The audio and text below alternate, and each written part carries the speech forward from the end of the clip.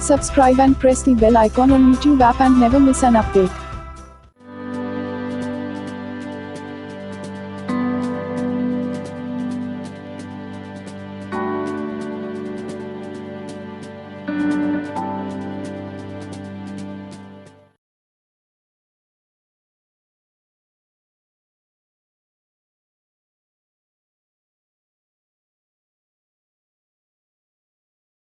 Hello dear friends, welcome to target education.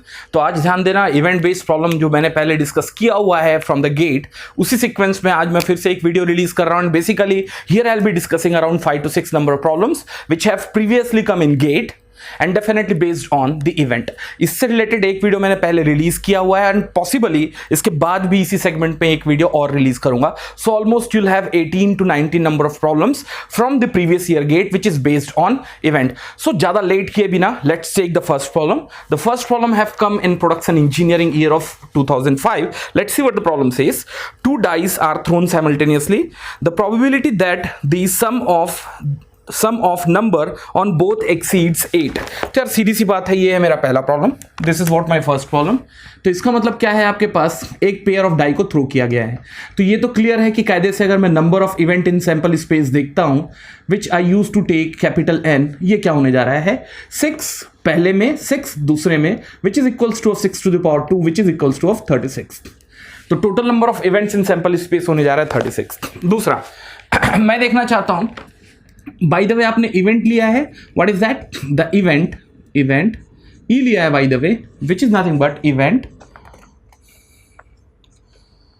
For sum in both exceeding 8। Exceeding 8 का मतलब excluding 8 से ऊपर होना चाहिए, ठीक है। तो अगर मैं इसके लिए n ऑफ e की बात करूं तो सबसे पहले मैं e के सेट बना लेता हूं। ध्यान देना, तो e के सेट क्या हो सकते हैं यार, पहला नंबर तो 1 हो ही नहीं सकता, otherwise you won't get the 8।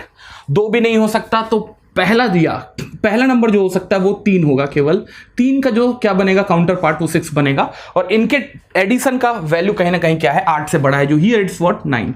Similarly it could have been 4 5, thereafter 4 6। Similarly, it could have been 5 4, 5 5, 5 6, and similarly, it could have been 6 3, 6 4, 6 5, and 6 6। So ये क्या है, पूरा का पूरा आपके फेवरेबल इवेंट का सेट है। So we can see how many number of elements are there in your set. It's a 1, 2 for 4, 3 for 5, and similarly 4 for 6. So it's gonna be 1 2 3 4 5 6 7 8 9, and thereafter it's how much it is, 10 it is. Is that part clear? तो यहां से मैं निकाल सकता हूं the number of element in your event E or in your set E is equals to of 10. So as we know, the probability of E is equals to of m by n, which is equals to of number of set which has been defined in your favorable event, which is nothing but n of E, divided by of number of element in your sample space. So n of E is nothing but 10, divided by of number of element in your sample space is nothing but 36. So as far as this problem is concerned, the correct answer is gonna be 10 divided by 36, which is gonna be option D. So this problem is over. Is that part clear? Now in the same sequence we are going to take the next problem. Let's see what it is. Go ahead with the second problem. What the problem says? The problem says in an unbiased coin is tossed 10 times. इसका मतलब एक unbiased coin को आपने 10 बार क्या किया है, toss किया है। तो यार सीधी सी बात है, अगर 10 बार टॉस किया है तो total of number of what element in your sample space क्या होगा। पहले में 2 पॉसिबिलिटी थी, दूसरे में इंडिपेंडेंटली 2 पॉसिबिलिटी थी, तीसरे में इंडिपेंडेंटली 2 पॉसिबिलिटी थी, and till 10th number of tossing आपके पास इंडिपेंडेंटली कितनी थी, 2 आउटकम्स की पॉसिबिलिटी थी। So it's gonna B 2 into 2 into 2 into 2 into 2 into till how many times, 10 times. So put together I can write this as 2 to the power 10. But अगर मैं बात करता हूं आपका फेवरेबल इवेंट, तो इस इवेंट में केवल आप वही एलिमेंट शामिल करेंगे जिसमें कि ये क्लियरली दिया हुआ है possibility outcome, all outcomes are same. Same का मतलब केवल दो पॉसिबिलिटी हो सकती है, पहला हेड, दूसरा हेड, तीसरा, चौथा, पांचवा, छठवां, सातवां, आठवां, नौवां, सब के सब हेड और साथ में क्या 10th भी हेड, या फिर पहला टेल, दूसरा टेल, पूरे के पूरे 9 tail and even 10th also tail. तो यार एक चीज तो क्लियर है, ये आपका क्या है, फेवरेबल इवेंट है जिसको मैंने सेट के फॉर्म में रिप्रेजेंट किया है। तो अगर मैं देखता हूं number of element in your set which I am going to call as n of e, कितना है 2। तो यहां से देख के समझ में आ रहा है भाई कि total number of event in your sample space, जिसको मैं लिखता हूं कैपिटल N, जो 2 to the power 10 है, और सिमिलरली फेवरेबल नंबर ऑफ जो क्या है आपके पास इवेंट है वो क्या है, m है। So I can write p of e which is equals to of m by n, or which can also be written as number of element in your favorable set, which is nothing but 2 divided by the number of element in your set or the complete set square। तो ये होगा 2 to the power 10।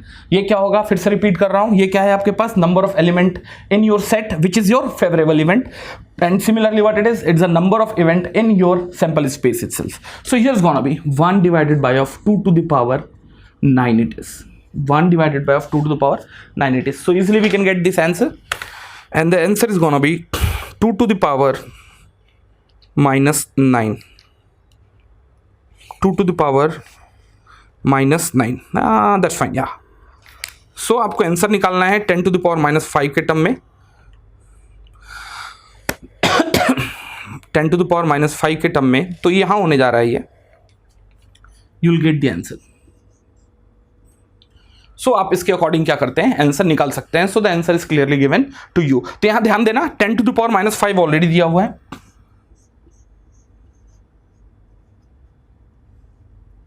10 to the power minus 5 already दिया हुआ है, तो आपको answer बचे हुए वैल्यूज के लिए निकालना है। सो here is gonna be somewhere 195.31। कोई ये मत समझेंगे कि सर आपका आंसर जो आया है प्रोबेबिलिटी 1 से एक्सीड नहीं कर सकता, भाई 1 से एक्सीड अभी भी नहीं किया है, क्योंकि it is getting attached with the 10 to the power minus 5, but whatever the answer we are going to feed in GATE it's gonna be 195.31। कई बार बच्चा मिस्टेक करता है, बोले पूरा का पूरा आंसर रख के आ गया, ऑल्दो आपको ये डिटेल आपके प्रॉब्लम में क्लियरली दिया हुआ है, तो बचा हुआ जो क्या होगा न्यूमेरिक वैल्यू होगा, you have to feed that value. Is that part clear? तो इसी सीक्वेंस में आपका 2 भी खत्म होता है। चलिए इसी सीक्वेंस में अपन थर्ड लेते हैं। Now we are going to take the third one, third problem. Let's see what it is. Third problem देखते हैं, थर्ड प्रॉब्लम है क्या। देखिए थर्ड प्रॉब्लम है, let A, B and C be independent event which occurs with probabilities 0.8, 0.5, 0.3 respectively. The probability of occurrence of at least one of the event is। ध्यान देना, ये है आपका क्वेश्चन नंबर 3। आपके पास 3 इवेंट है A, B और C, ये clearly दिया हुआ है, ये तीनों आपस में क्या है, इंडिपेंडेंट टाइप ऑफ इवेंट है। You should not have any doubt in it. आगे देखते हैं, और इनके इंडिविजुअल इवेंट्स की प्रोबेबिलिटीज भी क्लियरली गिवन है आपको प्रॉब्लम में। P ऑफ A दिया हुआ है इस प्रॉब्लम में कितना, 0.8, P of B 0.5, P of C 0.3। ठीक है, आगे जाके आपको पी ए बार की भी जरूरत पड़ेगी, that means probability for the non occurrence of event A. यही निकाल लो, देखेंगे क्यों, आगे जब मैं कैलकुलेशन करूंगा तब समझ में आएगा। P of B bar 1 minus 0.5 that will be 0.5 again, P of C bar 1 minus 0.3 that will be 0.7। ठीक है, आपसे पूछा क्या गया है, स्टेटमेंट पढ़ेंगे तो probability of the occurrence of at least one event, यार सीधी सी बात है, that will be probability of A union B union C. किस खुशी में? खुशी ये है भाई, A union B union C का मतलब either A, either B, either C. इसका मतलब केवल ए होगा तो भी चलेगा, केवल बी होगा तो भी चलेगा, केवल सी होगा तो भी चलेगा, ए और बी दोनों होंगे तो भी चलेंगे, बी और सी दोनों होंगे तो भी चलेंगे, ए बी सी अगर तीनों होंगे तो भी चलेंगे। केवल एक इवेंट बचता है जब ए भी ना हो, बी भी ना हो और सी भी ना हो। तो कायदे से आपसे यही पूछा गया है कि एटलीस्ट एक इवेंट के होने की प्रोबेबिलिटी, चाहे वो ए हो, चाहे वो बी हो, चाहे वो सी हो, ए बी दोनों हो, बी सी दोनों हो, ए सी तीनों हो।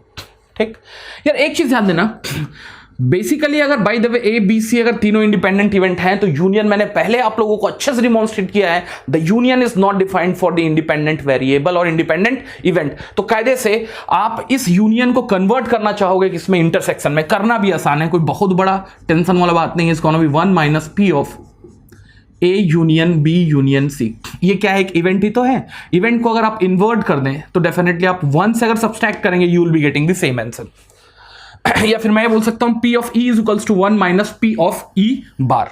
Is that part clear? इससे बेनिफिट क्या हुआ है, इससे बेनिफिट ये हुआ है, ये जब बार क्या होगा इंडिविजुअल इवेंट्स पे अप्लाई होगा तो यूनियन क्या होगा, इंटरसेक्शन में चेंज हो चुका होगा। और as we know the events are independent events, so straight away we can write this as PA bar, PB bar, PC bar, and here is gonna be 1 minus PA bar is 0.2, 0.5 and 0.7, and easily you will be able to get the answer out of it, and the answer is gonna be 0.2 into 0.5 into 0.7 minus of 1. Answer is gonna be 0.93. 0.93.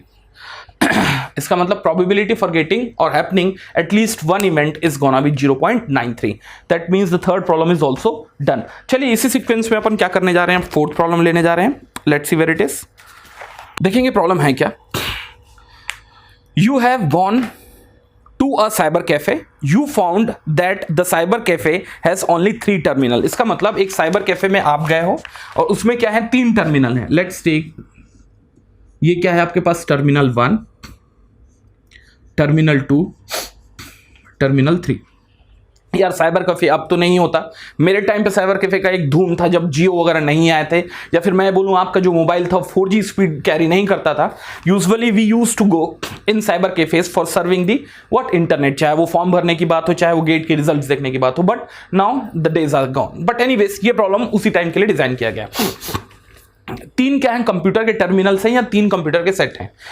आप गए हैं उस दिन, आगे लिखा हुआ है you and your friend had to make a random choice. By the way आप और अपने दोस्त गेट का एग्जाम का रिजल्ट देखने गए हो, रैंडमली आपको क्या करना है, एक चॉइस बनाना है किसी भी टर्मिनल को सिलेक्ट करने की। What is the probability that both of you will select the same terminal. यार एक चीज ध्यान देना, कायदे से आप और आपका दोस्त मिलके, यू एंड योर फ्रेंड मिलके टोटल कितने तरीके से इस टर्मिनल को ऑक्यूपाई कर सकते हैं। पहला तरीका ध्यान, मैंने अगर बाय द वे आपको 1 मान लिया, आपके फ्रेंड को 2 मान लिया है, तो तरीके हो सकते थे 1 2, ठीक है। उसके बाद क्या हो सकता था 2 1, ठीक है। इसके बाद हो सकता था 1 2, ठीक है। उसके बाद हो सकता था 2 1, ठीक है। उसके बाद हो सकता था 1 2, ठीक है। उसके बाद हो सकता था 2 1, ठीक है। उसके बाद हो सकता था 1 2, 1 एंड 2 दोनों आप टर्मिनल 1 पे बैठे हो, ठीक है। या फिर हो सकता था 1 2, ठीक है। या फिर हो सकता था 1 2। इसका मतलब पहले टर्मिनल में आप बैठे हो, दूसरे टर्मिनल में आपका फ्रेंड बैठा है। पहले टर्मिनल में आपका फ्रेंड बैठा है, दूसरे टर्मिनल में आप बैठे हो। दूसरे टर्मिनल में आप बैठे हो, तीसरे टर्मिनल में आपका फ्रेंड बैठा है। दूसरे टर्मिनल में आपका फ्रेंड बैठा है, तीसरे टर्मिनल में आप बैठे हो। तो ओवरऑल कितने नंबर ऑफ कंडीशंस ऐसे बने, 1 2 3 4 5 6 7 8 9। कितने तरीके से ऐसा किया जा सकता था, 9 तरीके से ऐसा किया जा सकता था। इसका मतलब total number of event in your sample space 9 तरीके से ऐसा हो सकता था। लेकिन इसमें से फेवरेबल कंडीशंस क्या है, वही कंडीशंस जिसमें कायदे से रैंडमली आप और आपका फ्रेंड सेम टर्मिनल सिलेक्ट कर ले। ये कब हो रहा है ध्यान देना, पहला केस, दूसरा केस, तीसरा केस। तो 9 में से ये जो 3 केस है ना, वो कौन सा केस है, चलो इसको मैं एक्सटेंड कर लेता हूं, ज्यादा अच्छे समझ में आएगा। कुछ ऐसा, ये अब आपको समझ में आया होगा, ठीक है। तो मेरे लिए फेवरेबल कंडीशन कौन है, 1 2 और 3 put together is 3/9 and the answer is gonna be 1/3, ठीक है। तो यार मैं इस टाइप के प्रॉब्लम को थोड़ा एक्स्ट्रापोलेट करूंगा। ये प्रॉब्लम कल के दिन थोड़ा और वेग भी हो सकता था। यहां ध्यान देना, आप 3 में से 2 को सिलेक्ट करके अरेंज तो कर ही रहे हो, 2 को सिलेक्ट करके अरेंज तो कर ही रहे हो, लेकिन अरेंज करने के लिए प्लेसेस कितने हैं आपके पास, 3 है। वो तो छोड़ दो, 3 प्लेसेस हैं। इवन अब वो जो आपके एलिमेंट या ऑब्जेक्ट हैं वो एक प्लेस में डबल भी ऑक्यूपाई हो सकते हैं। तो उसको निकालने का सीधा सा तरीका ये होता है, कितने आपके पास टर्मिनल्स हैं, कितने आपके पास स्पेस हैं, 3, ऑक्यूपाई कितने होने जा रहे हैं, 2। तो total number of event in sample space कितने होंगे, 3 to the power 2, 3 to the power 2। कल के दिन ये प्रॉब्लम थोड़ा सा और ऊपर टांग हो सकता था। प्रॉब्लम क्या हो सकता था, आपके पास 5 टर्मिनल हो सकते थे। कितने हो सकते थे? 5 टर्मिनल, 1 2 3 5 टर्मिनल। और 3 जो है लोग या फिर आप और आपके 2 फ्रेंड यहां क्या करने आ रहे हैं? इस टर्मिनल को ऑक्यूपाई करने आ रहे हैं। तो सबसे इंपॉर्टेंट यह है कि कितने तरीके से टर्मिनल ऑक्यूपाई हो सकता है। तो जैसे मैंने मैनुअली यहां काउंट किया, वहां पॉसिबल नहीं कि आप मैनुअली काउंट कर पाए। तो सीधा सा तरीका यह होगा, कितने टर्मिनल्स हैं? 5। कितने लोग ऑक्यूपाई करने आ रहे हैं? 3। तो ये होने जा रहा है 5 to the power 3। ठीक है, तो कई बार इस तरह के प्रॉब्लम भी आपको सफल करके दिया जा सकता है, जिसमें आपको थोड़ा सा पेन फील होगा। तो टोटल जितने नंबर ऑफ आपके पास क्या है? स्पेसेस हैं, और जितने लोग उसको फिल करने आ रहे हैं, तो जितने लोग उसको फिल करने आ रहे हैं तो वो ऊपर रहेंगे, क्योंकि उसके ऊपर जाके वो फिल करने वाले हैं। और जितने स्पेसेस हैं, वो वाला पार्ट जो होगा वो क्या होगा? नीचे होगा। So do not gate confused. यहां आपके पास टोटल नंबर ऑफ स्पेसेस कितने थे? 3। और उसको ऑक्यूपाई कितने करने आ रहे थे? 2। और ऑक्यूपाई करने के लिए एक चीज और भी ध्यान देना, अगर by the way double occupancy यहां अगर अलाउड नहीं था, तो केवल पॉसिबल जो क्या हो सकते थे? कंडीशन 6 हो सकते थे। तो मैंने जो 5 to the power 3 और 3 to the power 2 जो निकाला है, वो तब निकाला है जब ऑक्यूपेंसी क्या हो सकता है? इवन रिपीटेड भी हो सकता है। इसका मतलब हो सकता है तीनों यहां आ जाए, तीनों यहां आ जाए, यहां आ जाए, यहां आ जाए, यहां आ जाए, या फिर 2 यहां आ जाए, 1 यहां आ जाए। तो 5 to the power 3 जो मैंने कैलकुलेशन निकाला है, वो तब के लिए निकाला है कि रैंडमली वो कैसे भी क्या हो सकते हैं? सेटल हो सकते हैं। इवन उनके पीछे रिपीटेशंस भी अलाउड है। Is that part clear? So I think it must be clear to all of us. So the answer is gonna be 1/3। Fifth problem देखते हैं। प्रॉब्लम क्या है देखेंगे। Suppose there are 2 coins. The first coin gives the head with probability 5/8. इसका मतलब एक जो coin है उसमें हेड आने की प्रोबेबिलिटी क्या है? 5/8 है। तो यार एक चीज ध्यान देना, bye the way first head को अगर मैंने इवेंट 1 मार्क किया है, तो P of H1 जो दिया हुआ है इस प्रॉब्लम में 5/8 है। यार आंसर लिखना या केवल सॉल्व करना इंपॉर्टेंट नहीं है। ये जो प्रॉब्लम है बायस्ड इवेंट का है। बायस्ड इवेंट का है। बायस्ड इवेंट इसलिए है क्योंकि अगर बाय द वे आपने अनबायस्ड इवेंट अगर हेड और टेल रखा है, तो हेड के आने की प्रोबेबिलिटी आधी होगी और टेल के आने की प्रोबेबिलिटी आधी होगी, because unbiased event is equiprobable events.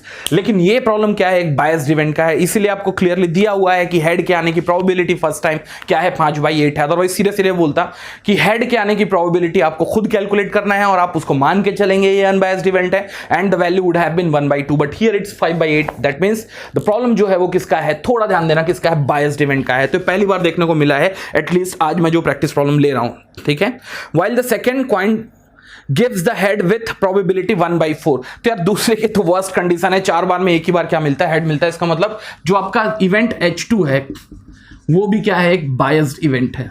ये क्या है? बायस्ड इवेंट है। अग्री करते हैं? मैं कर रहा हूं क्वेश्चन नंबर 5। ठीक है, बायस्ड इवेंट है। One of the 2 coins is picked up at random with equal probability and tossed. इसका मतलब आप क्या करेंगे? दोनों में से कोई भी आप इक्वली क्या कर रहे हैं? पिक कर रहे हैं। इसका मतलब आप कॉइन 1 चूज करेंगे या कॉइन 2 चूज करेंगे, वो क्या है? इक्विप्रोबेबल इवेंट है। इसका मतलब कॉइन 1 को चूज करने की प्रोबेबिलिटी हाफ है और कॉइन 2 को चूज करने की प्रोबेबिलिटी हाफ है। आगे लिखा हुआ है what is the probability of obtaining head. तो यार एक चीज ध्यान देना, ये प्रॉब्लम फिर से किसका है? बेस थ्योरम का है, कंडीशनल प्रोबेबिलिटी की है। तो यार सीधी सी बात है, अगर आपको हेड चाहिए तो ये कैसे निकल सकता है? कैसे निकल सकता है? यार सीधी सी बात है, इसको निकालने का तरीका जो है, या तो हेड यहां से निकलेगा या तो हेड कहां से निकलेगा? यहां से निकलेगा। तो ये होने जा रहा है selection probability of coin 1 into, ये होगा probability for getting head when the coin 1 is already selected, ये होगा 5/8, plus selection probability of coin 2 into probability for getting head when the coin 2 is selected 1/4। या फिर मैं इसको लिख लूं P of E1 into P of H/E1, P of E2, P of H/E2। आप चाहें तो इसको P of H1 भी लिख सकते हैं या P of H/E1 भी लिख सकते हैं, और इसको लिख सकते हैं P of H/E2। वाई सो? क्योंकि मैंने E1 लिया है, सिलेक्शन ऑफ कॉइन 1, E2 जो है वो है सिलेक्शन ऑफ कॉइन 2, H जो है वो है event for getting head, event for getting head. तो यार सीधी सी बात है, ये प्रॉब्लम किसका होगा, बेस का ही तो होगा। बेस का कैसे हो सकता है, चलो कंप्लीट कर लो। ये क्या होगा, 2 इवेंट होगा, हेड या तो आ सकता है E1 से जब आपने सिलेक्ट किया है कॉइन 1, या तो E2 से, तो हेड दोनों से आ सकता है। तो यार P ऑफ H निकालने का सीधा सा तरीका क्या है, P of E1 is nothing but the selection probability of coin 1। क्या होगा, प्रॉब्लम में हाफ होगा क्योंकि AQ प्रोबेबल है। Similarly P of H by E1 probability for getting head when the event 1 has awkward, इसका मतलब आपने कॉइन 1 सिलेक्ट कर लिया है। भाई ये हाफ नहीं है क्योंकि मैंने पहले बोला ये किसका है, एक बायस्ड इवेंट है, जो कितना दिया हुआ प्रॉब्लम में 5/8। सिमिलरली P ऑफ E2 1/4, कुछ नहीं करना, यहां से 1/2 आप कॉमन निकालें, 1/2 यहां से आप कॉमन निकालें। 1/2 कॉमन निकालने के बाद बचता क्या है, यहां से 5/8 प्लस ऑफ 1/4, यही हो रहा है। एलसीएम निकालें, it's gonna B 8, it's gonna B 5, it's gonna B 2। So put together it's gonna B 7 divided by of 16. So the answer is gonna be 7 divided by 16. So I can say it's one of the well-designed problem. I can say it's one of the well-designed problem. So question number 5 is also done. Is that part clear? चलो इसी sequence में अपन क्या लेने जा रहे हैं, question number 6 लेने जा रहे हैं. So we are going ahead with the question number 6. The unbiased coin is tossed an infinite number of times. The probability that the fourth head appears at the 10th toss. यार एक चीज ध्यान देना, कायदे से अगर आपने experiment infinite number of time किए हैं तो प्रोबेबिलिटी पूरा का पूरा बेस्ड है when the experiment has been conducted infinite number of times. So as such it's not a great detail. लेकिन आपको ये पूछा गया the probability that the fourth head will appear at the 10th toss. तो इसका सीधा सा मतलब ये है भाई मेरे, सीधा सा मतलब ये है कि कायदे से आपको चाहिए क्या, टिल 9th टॉस आपको क्या चाहिए, टोटल नंबर ऑफ हेड्स कितने चाहिए, 3 चाहिए, और 10th टॉस में एग्जैक्टली आपको क्या चाहिए, एक हेड चाहिए. तो ये मैं बोलूं ये प्रॉब्लम एक्चुअली में बाइनोमियल डिस्ट्रीब्यूशन का है या बाइनोमियल थ्योरम का है, but anyways for the time being मैं इसको क्या कर रहा हूं, थोड़ी देर के लिए अंडरस्टैंड नहीं करने की कोशिश कर रहा हूं, सीधे सीधे मैं इसको क्या कर रहा हूं, लिस्ट डाउन करना चाह रहा हूं, स्टेक डाउन चेक करना चाह रहा हूं. इसका मतलब n total number of trial कितना है आपके पास 9, उसमें आपको सक्सेस चाहिए कितनी बार, 4. ये होगा P which is nothing but 1/2 to the power x जो है वो क्या है 4, सॉरी 3 चाहिए आपको 3, ये होगा 3. Q जो होगा 1 minus half that is again half to the power, चलो मैं लिख लेता हूं, तो ये होता है NCX P to the power x into Q to the power x. NCX का मतलब N जो होगा वो नंबर ऑफ ट्रायल है, X जो है वो नंबर ऑफ सक्सेस है, P जो है वो क्या है, सक्सेस की प्रोबेबिलिटी ना इंडिविजुअल ट्रायल, X जो है नंबर ऑफ सक्सेस है, Q जो है क्या है, probability of the failure in the individual trial to the power n-x. यार कितनी बार आपने ट्राई किया है, आपको 10th टाइम पे तो आपको हेड चाहिए, आप 9 तक को इंश्योर करो कि कायदे से टोटल नंबर ऑफ इवेंट जो हो या टोटल नंबर ऑफ हेड जो हो वो क्या 3 हो, और आपके 10th टॉस में डेफिनेटली एक हेड ही आए. तो मैंने इंश्योर किया है कि स्टार्टिंग के 9th नंबर ऑफ इवेंट या किस पे टॉस पे आपको कितने हेड मिल चुके हैं, 3. ये होगा n विच इज 9, 3 हाफ, क्योंकि हेड के आने की प्रोबेबिलिटी इंडिविजुअल कॉइन में कितना होगा, half to the power 3, and here is gonna be half to the power what 6 into 10th जो आपका ट्रायल होगा उसमें डेफिनेटली एक हेड ही आना चाहिए. So once you calculate this, ये क्लियर है कैसे निकाला हूं मैं, ये निकालने की कोशिश किया हूं कि 9 में एग्जैक्टली कितना है, 3 हेड है. So is gonna be 9C3. एक टॉस में हेड आने की probability half to the power number of success मेरे को 3 चाहिए, 3 हेड चाहिए. Similarly what probability of the failure, तो कहीं ना कहीं टेल आने की प्रोबेबिलिटी ना individual trial is half to the power n-x, total number of trial minus of the number of success जो कितना था आपके पास 3, तो ये होगा 9 minus of 3 that is what 6. तो इसका मतलब कायदे से आपने 9 ट्रायल में ऑलरेडी 3 हेड एग्जैक्टली ले आए हो. अब बारी है 10th ट्रायल में एग्जैक्टली क्या, एक हेड लाने की, तो डेफिनेटली उसकी प्रोबेबिलिटी होने जा रही है हाफ. तो यार एक चीज ध्यान देना, आगे बाइनोमियल पढ़ूंगा तो मैं इसको और अच्छे से डिक्टेट कर पाऊंगा, but as far as the problem is concern let it be as it is. ये प्रॉब्लम कुछ ऐसा ही आएगा. So we have to get the answer out of it. So here is gonna be 9C3. So the answer is gonna be 0.082. So the answer is gonna be 0.082. यार मैं फिर बोल रहा हूं ये प्रॉब्लम किसका है, बाइनोमियल डिस्ट्रीब्यूशन का है, जहां मैंने इंश्योर किया है कि शुरू के 9 टॉस में ऑलरेडी क्या आ चुका है, 3 हेड आ चुका है, और अब मैंने फिक्स किया है कि कायदे से जो 10th क्या हो आपके पास टॉस हो उसमें हेड ही आए. So according to that you can easily get the answer, and this was my question number 6. तो मैंने इस सेगमेंट में आपको 6 गेट के प्रीवियस ईयर प्रॉब्लम कराया, डेफिनेटली मजा आया होगा। अब इसके जस्ट बाद में एक और सेगमेंट लूंगा जहां मैं फिर से क्या करूंगा, प्रीवियस ईयर प्रॉब्लम्स लूंगा। Is that part clear? Thank you very much.